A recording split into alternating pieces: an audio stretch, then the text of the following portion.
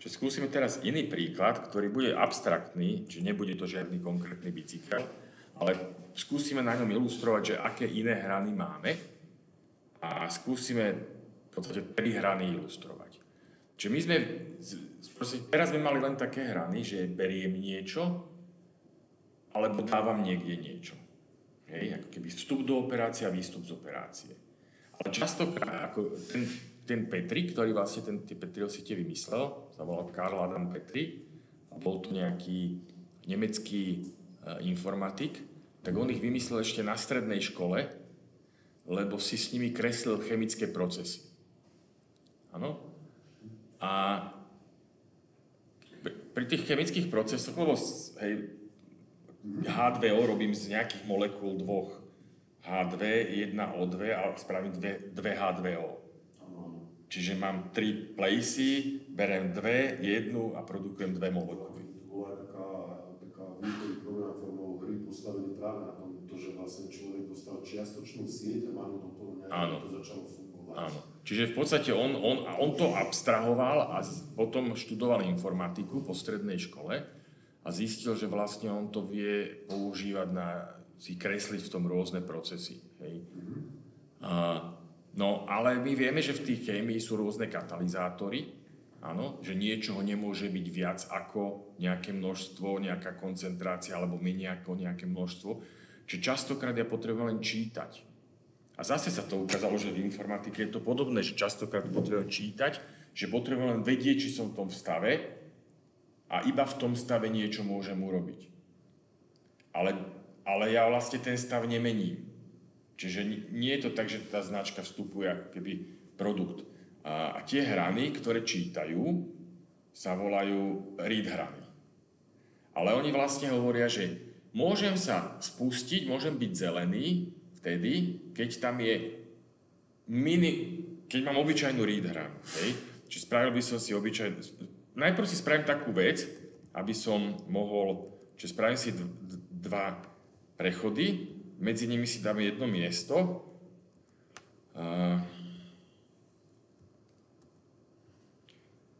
A spravím si len takúto vec. Toto je len kvôli tomu, aby som ľahko vedel simulovať, že zoberiem si odtiaľ hocičo a dám si tam hocikoľko značiek, aby som tam nemusel stále klikať. Hej. Toto je len taká pomocná vec, že idem si vlastne, spravil som si nejakú takúto pomocnú vec. A teraz tu si spravím nejaký prechod a na tých hranách chcem vysvetliť, že kedy môže a kedy nemôže sa spustiť. Hej. Čiže použijem najprv tú read hranu. Áno.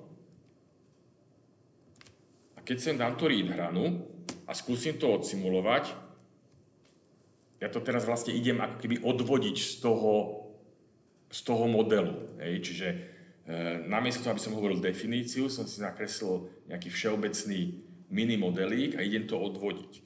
Hej, a poviem, no keď tam tá značka nie je,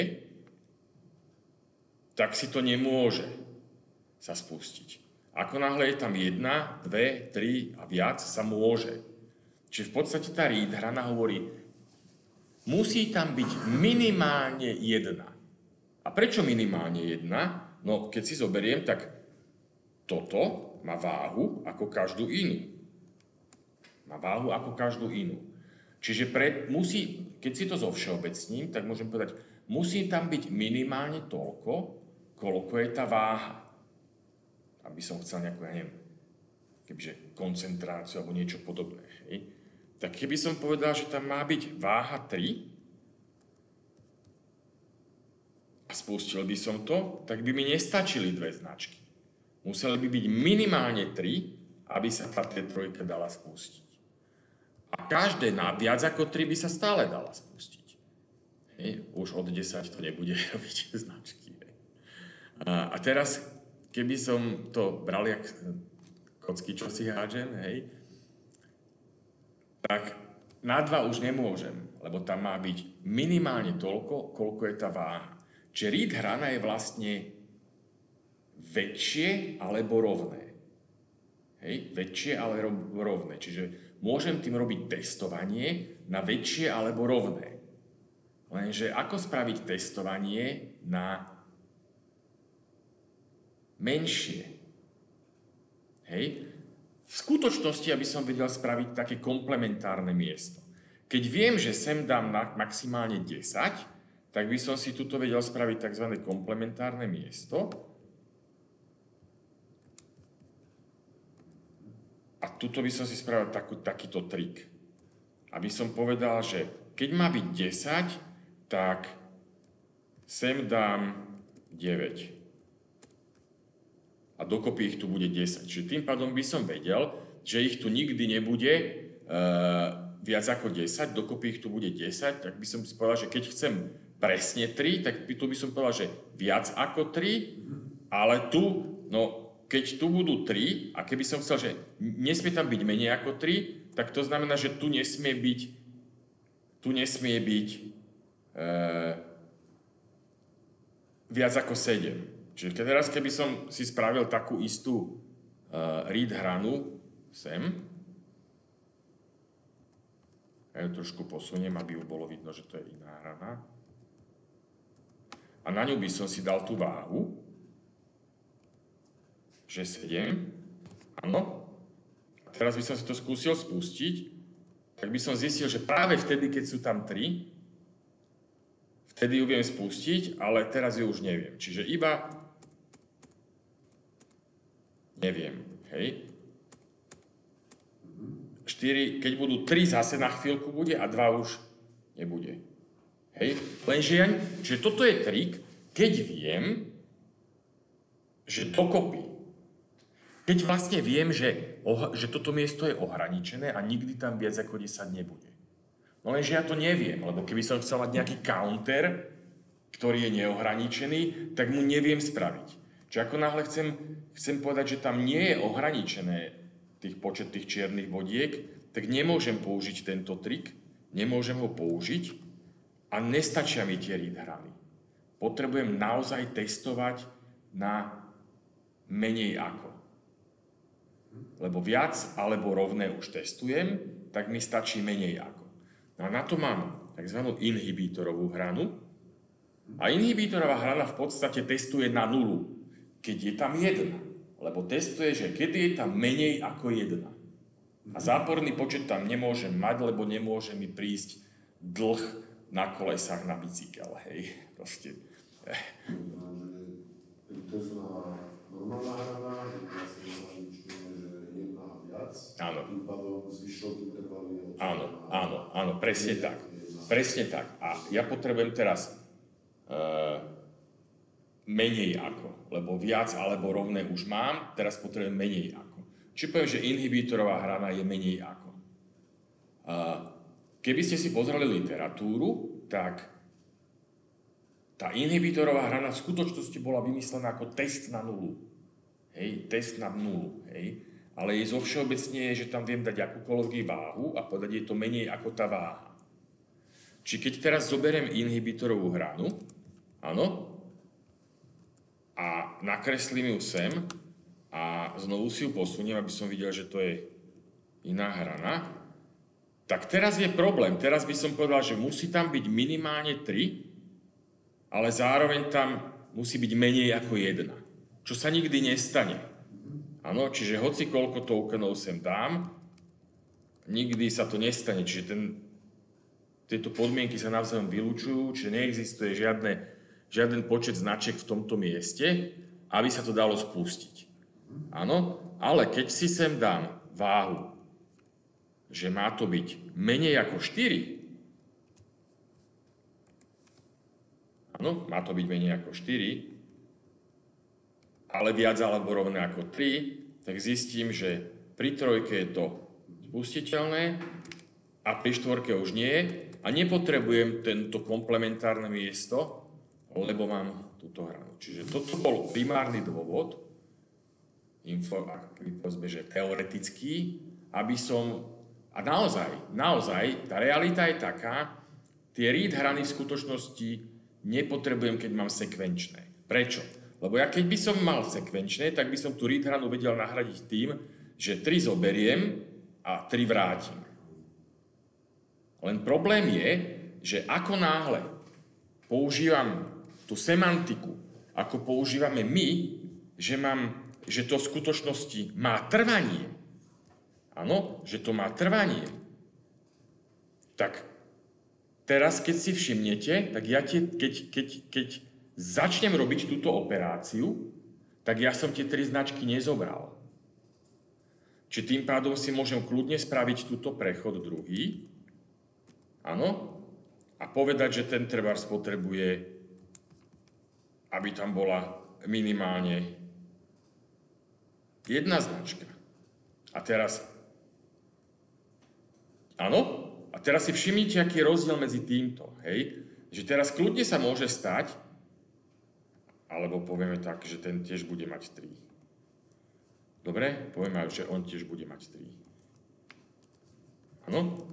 Tak si všimnite, že ako náhle tam mám 3 značky a dám taký ten podrobnejší simulačný a tento sa začne vykonávať, tak sa aj ten môže začať vykonávať. Ale keby som to nahradil tým, že zoberiem 3 bodky a vrátim, že napríklad tento keby zobral tie 3 bodky,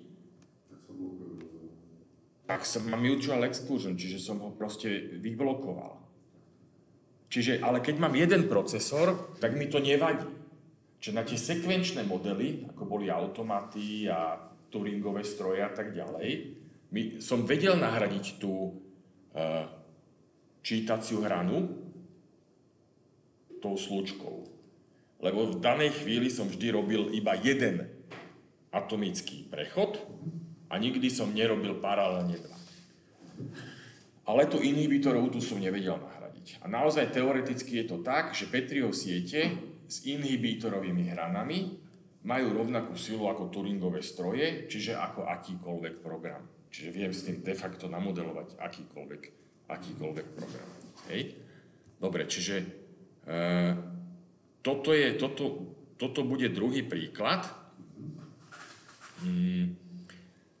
A ja ešte, aby som teda nemal až toľko veľa tých videí, tak si spravíme, bez toho, že by som to prerušil, skúsime si spraviť ešte ďalší, ktorý bude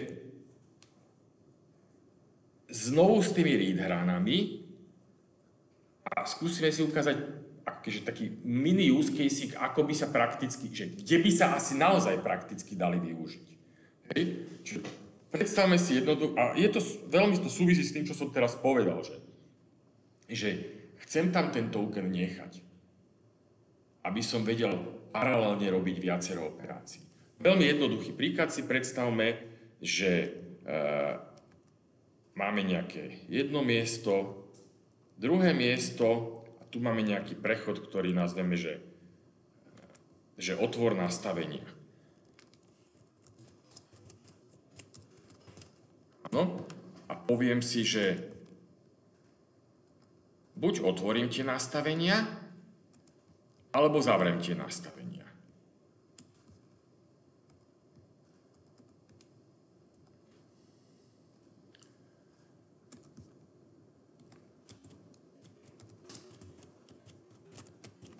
A teraz, toto je mini systém, kde si viem spraviť webovú aplikáciu, kde si budem meniť nastavenia nejaké, hej? A teraz si poviem, že budem mať, ja neviem, zmena osobných údajov, potom budem mať zmena adresy, ja neviem, zmena lekára a ešte budem chcieť mať, ja neviem, zmena zamestnania, hej. Takže mám vlastne 4 veci, ktoré chcem vedieť upravovať. Áno? Ale nechcem mať jeden veľký formulár, kde budem upravovať zvlášť osobné údaje, zvlášť, teda všetko spolu. Chcem si povedať, že aha, chcem to mať nejakým spôsobom, tuto si chcem. Tak je, keď mám nastavenia v telefóne. Presne, keď mám nastavenia v telefóne. Áno? Čiže môžem si to predstaviť nastavenia obrazovky, toho. A teraz poviem, že a keď som si otvoril nastavenia, tak ja vlastne chcem tie veci mať vedieť otvorené aj naraz. Ja nechcem, aby sa mi stalo, že keď sem sa dostane token, tak keď robím nastavenia obrazovky, tak ich musím uložiť a až potom môžem robiť nastavenia niečo iné. Ja chcem mať roztvorené tie úlohy aj 4 naraz. Lebo, áno? Dalo by sa tam pridať niečo voliteľné? Neviem tomu, že na tomto príklade, že keď k telefónu niečo pripojím, nejaké externé príslušenstvo, že by sa tam ako keby pridalo. Neviem, som to dobre sa spýtal. Viem pridávať, ale to si ukážeme v tých ďalších dvoch prednáškach, lebo na to už potrebujem ako keby 2 procesy a potrebujem vlastne ako keby mať one-to-many vzťah a povedať, že v rámci tohto si ako podformuláre budem pridávať nejaké a keď si optional vytvorím nový, tak si vlastne ten celý transition sem pridám ako podformulár. To si ukážem. Ja to môžem ukázať, taký príklad, ale nechcem ho dnes robiť, lebo hej, ale môžem to ukázať. Nemôžem ukázať teraz, jak to vyzerá, hej, lebo to je to isté, keď máte napríklad, že mám poistenie a chcem tam pridávať poistencov. Hej, čiže chcem tam pridávať poistencov. Čiže keby sme treba zišli sem a neviem, že či sa radšej neodhlásim, logout, login, áno, keby som si sem nahral nejaké procesy, ktoré ja už mám predpripravené na tie ďalšie nejaké týždne, ktoré budeme mať. A keby som si zobral tento a tento, áno, a teraz by som išiel do all cases a teraz by som si vybral cestovné poistenie. Áno. A teraz, keby som si dal, že pridaj, tak on by tam vždy pridal nového poistenca. A urobil by mi medzi nimi väzbu. A dotiahol by mi ten celý štvorček ako podštvorček toho nejakého štvorčeku. Hej. K tomu sa dostaneme. A teraz, čo sa v skutočnosti stalo, tak ja keď mám all cases, tak ja vidím, že ja som v skutočnosti naozaj vytvoril 3 samostatné takéto mini formuláriky, čiže naozaj som urobil 3 inštancie poistenca, každý má svoj vlastný formulárik a teoreticky, keď ja mám tú rolu, viem k nemu pristupovať aj samostatne. Ale na tom cestovnom poistení ich mám vlastne všetky 3 ako referencie na podformulárik. Čiže na to, aby som vedel vlastne dynamicky mať, ja neviem, tabulku tých nastavení, že pridávať, pripojím externých, tak mi tam pribodni ďalej, tak by som to musel robiť takto. Hej? A v tej chvíli by som tak robil možno aj tie, ktoré tam... V tej chvíli by som to všetko spravil dynamické, alebo by som povedal, že keďže ten telefón nie vždy bude mať... Skladám to ako skladačku, tak nie vždy tam bude, ja neviem, USB port a nie vždy tam bude HDMI port a tak ďalej. Tak by som si povedal, že dobre, tak toto je všeobecne nie cestovné poistenie, ale toto je všeobecné nastavenia a tuto sú ako keby, že input porty, output porty alebo devicey alebo nejaké veci, ktoré viem pripájať, nepripájať. Ja si vždy musím vytvoriť nejaké, nastaviť a potom ho tadiaľ to viem nastavovať. Hej? Lebo či nastavím meno, priezvisko a dátum narodenia tomu poistencovi, alebo nastavujem niečo v tom externom device. A teraz samozrejme, keď si ho chcem zmázať, tak si poviem, že tohto si zmážem a tohto si zmážem. A keď dám, že zmáž, tak ja vlastne zmážem, ale ja som ich naozaj zmazal aj v tých all caseoch. Hej? Čiže tam som mal nejakú akciu, kde som ich vlastne celé vymazal. A celé, keď vám poviem, že celé, keby sme išli teraz si pozrieť, len pre zaujímavosť, že ako vyzerá ten poistenec. Toto je celý poistenec. Hej, že tu si viem tie údaje meniť a potom tam, keby som dal, že poistiť, tak tu si neviem už meniť, tu ich viem len pozerať. A tuto vlastne mám len ten maličký formulár. Hej. A celé poistenie bol zase veľmi jednoduchý proces.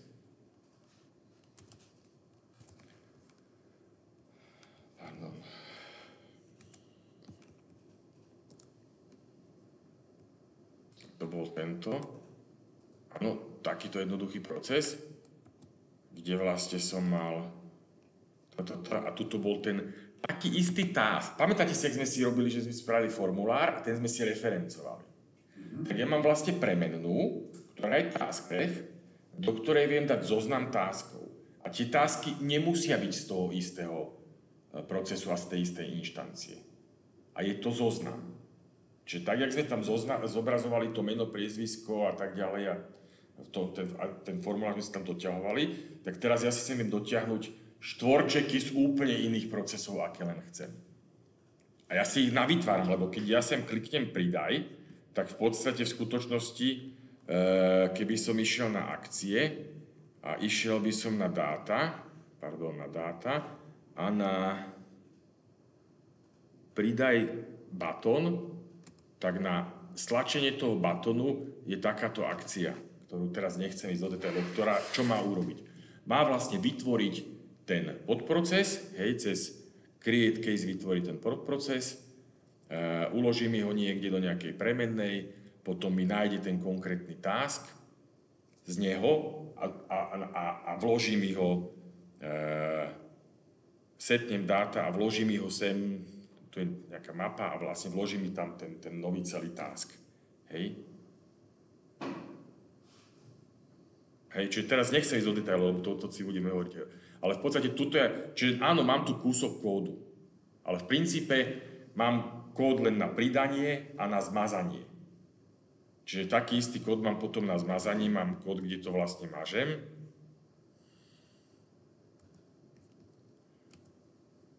A to je celé, čiže to sú vlastne tie dve akcie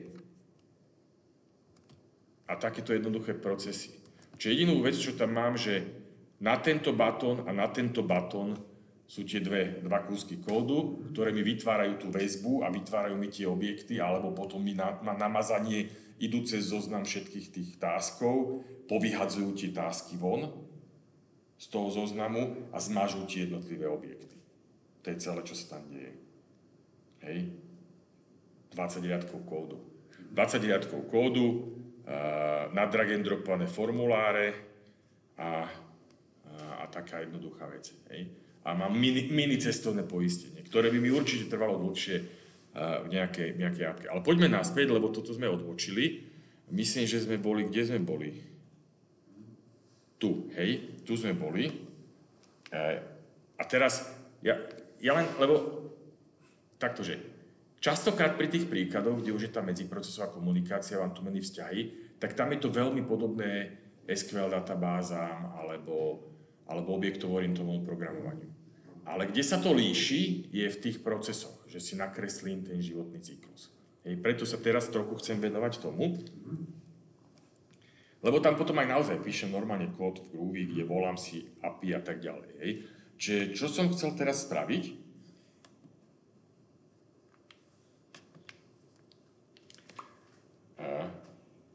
je, že vlastne ja si teraz poviem, že dobre, ale keby som to teraz spustil, tak problém je, že môžem to spustiť, ale ja keď si toto kliknem, otvorím, áno, a chcem zavrieť nastavenia.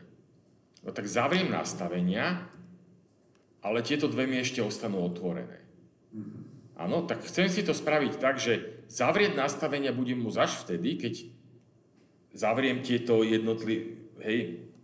čiže toto sa mi objaví až vtedy, keď nebudem mať rozrobené nastavovanie nejakých, ja neviem, nebudem práve vyplňať osobné údaje. Ako by som to urobil? Tak keby som si sem dal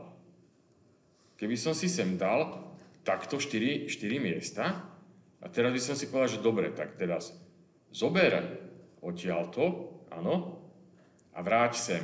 Čo som s tým urobil?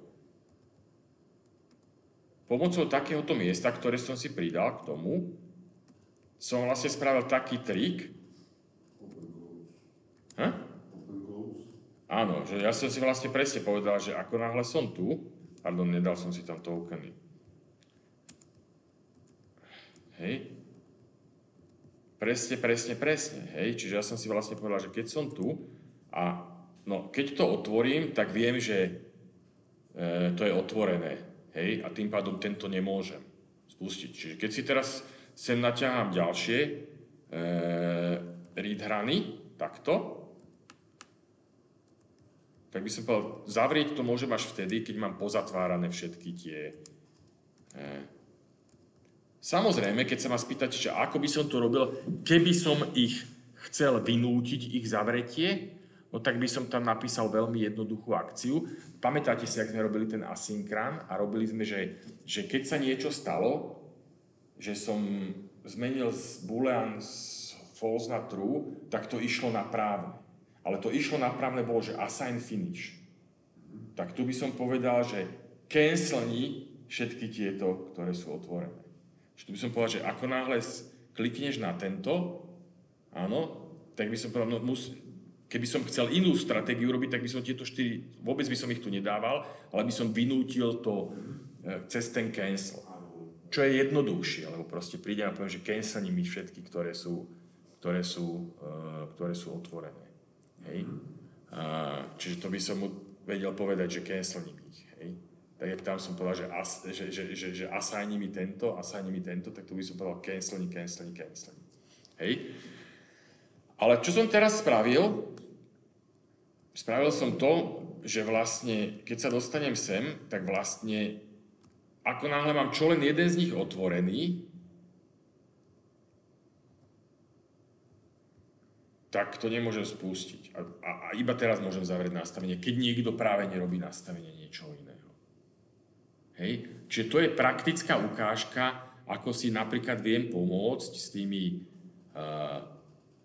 read hranami na to, aby som treba zrobil nastavenia, kde veci otváram a zatváram. Áno?